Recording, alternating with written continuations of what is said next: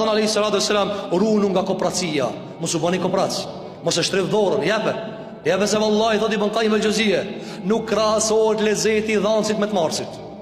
Kur ti merr të kënaqet trupi, kur ti jep të kënaqet shpirti, wallahi nuk vjen lezeti i shpirtit me trupin.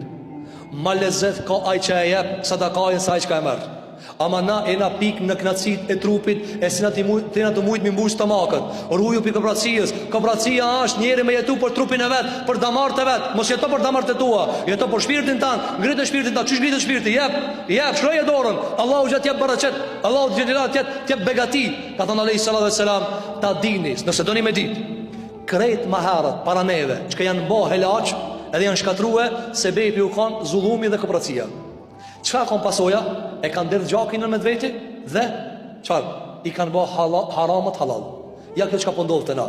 Nuk ka tu interesu mo dikush për halal dhe haram. Ku muj me fitu parën. Po para se me fitu parën dush me vet a lejohet. Para se me shkel di kanë lut me vet a lejohet. Një ditë për ditëve një pejgamber i Zotit xhelle xhelalu.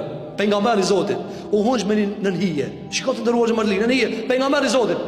Ka transmetuar pejgamberi nga pejgamberi Imam Buhariu. Edhe vend një bubrec në dorën e vet. Një bubrec i sillet në dorë. Edhe kë e merr bubrecin, i mshon edhe e mit. Mirë, po nat bubrec i mbledh kët do bubreca të tjerë, edhe kët ato bubreca pro pizullumit ti bubrecit i mit kët ato. Thot pejgamberi sallallahu alajhi wasallam, Allah i shpall ti pejgamberit.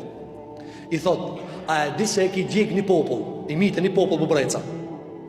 Pastaj ka thonë, po pse se mitë veç atë bubrecën çka shtetçojke? Çka të kanë fal të bubreca të tjerë? Shiko sot pizullumit çka bëhet.